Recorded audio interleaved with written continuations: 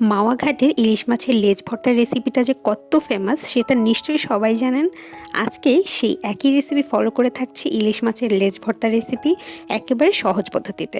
Hello everyone, welcome to cook and cook. So প্রথমে আমি এখানে 2টা ইলিশ মাছের লেজ নিয়েছি, আর লেজের উপরের যে মাছের টুকরাটা থাকে সেই একটা টুকরা মাছ নিয়েছি। এখানে দিয়ে দিলাম সামান্য একটু লবণ, হাফ চা চামচ হলুদের গুঁড়া, হাফ চা চামচ মরিচের গুঁড়া, আর দিয়ে দিচ্ছি হাফ চা চামচ ধনিয়া গুঁড়া। এবং আমি সব কিছুকে ভালো মতো মিশিয়ে এটাকে ম্যারিনেশনের জন্য রাখবো 10 মিনিট। আর মাওয়া ঘাটে কিন্তু এই ম্যারিনেশনটা করে বেশিক্ষণ সময় রাখে না, কারণ তারা সেখানে একদম সরাসরি মাছ কেটে ধুয়ে আপনার সামনে কিন্তু ভর্তা রেডি করে রাখবে। সো এই ম্যারিনেশনটা কিন্তু তারা খুব বেশি সময় করে রাখে না। এরপর আমি এখানে প্যানে সরিষার তেল দিয়েছি। সরিষার তেলের মধ্যে আমি এই মাছগুলোকে খুব ভালো মতো এপিট ওপিট করে লাল করে ভেজে নেব। আপনারা চাইলে যে নর্মাল আমরা যেই রান্না করি তেল, সেই তেল দিয়েও কিন্তু এখানে ভাজতে পারেন। আর এইখানে যদি আপনারা সরিষা তেলটা ব্যবহার করেন তাহলে যে ফ্লেভারটা পাবেন, অথেন্টিক মাওয়া ঘাটের যে ফ্লেভার, সেটাই কিন্তু পাবেন। তো দেখতেই পাচ্ছেন আমার এখানে মাছগুলো কিন্তু ভেজে নেওয়া শেষ। আমি লাল লাল করে ভেজে নিয়েছি। এবার মাছগুলোকে তুলে আমি এটাকে একটু ঠান্ডা হওয়ার জন্য সাইডে রেখে দিচ্ছি। তো মাছগুলো যখন ঠান্ডা হয়ে যাবে আমি তখনই কিন্তু এই মাছের কাঁটাগুলো বেছে নিব। সাবধানে, এটা কিন্তু গরম অবস্থায় করা যাবে না, কারণ মাছ গরম থাকলে আপনার হাতটা কিন্তু পুড়ে যেতে পারে। এরপর আমি এখান থেকে মাছ থেকে ভালো মতো কাঁটাগুলোকে বেছে নিচ্ছি। বাসায় করার এই একটা সহজ পদ্ধতি যে মাছের কাঁটা আপনি একটু শান্তি মতো বসে বেছে নিতে পারেন। আর মাওয়া ঘাটে কিন্তু ওরা এত ভালো মতো করে কাঁটা বাছে না। তো ওরা কি করে, এই যে আমি ইলিশ মাছের লেজটা নিলাম, তো এরকম মাছগুলোকে ভালো মতো ছাড়িয়ে নিয়ে শুধুমাত্র যে বড় এই কাঁটাটা থাকে, যে বড় শিরাটা থাকে, এটা ফেলে দিবে।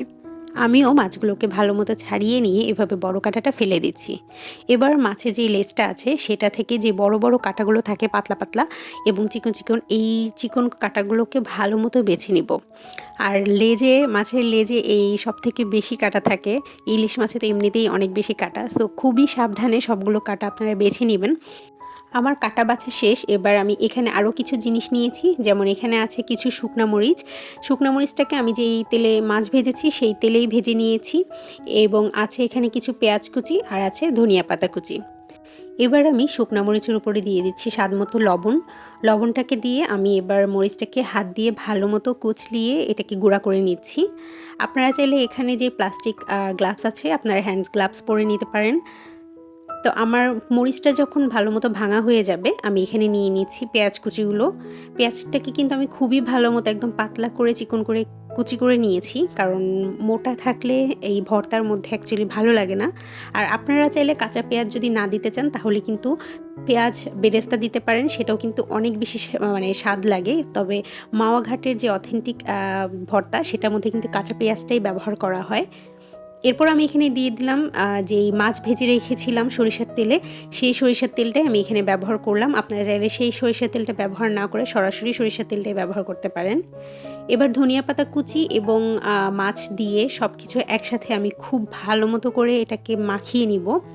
নর্মালি এই ভর্তাটা কিন্তু হামানদিস্তায় করা হয়।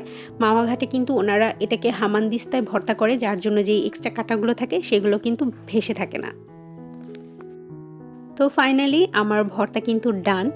কেমন লাগলো এই মাওয়া ঘাটের স্পেশাল লেজ ভর্তার রেসিপিটা অবশ্যই কিন্তু আমাকে জানাতে ভুলবেন না। আর রেসিপিটি যদি ভালো লেগে থাকে তাহলে অবশ্যই কিন্তু বাসায় একবার বানিয়ে ট্রাই করে দেখবেন। এটা গরম গরম 1 প্লেট ভাত হলে কিন্তু অনায়াসে আপনি পেট ভরে ভাত খেয়ে উঠতে পারবেন। তো আজকের পর্যন্ত, দেখা হবে আমার নেক্সট কোনো ভিডিও নিয়ে, নেক্সট কোনো রেসিপির সাথে।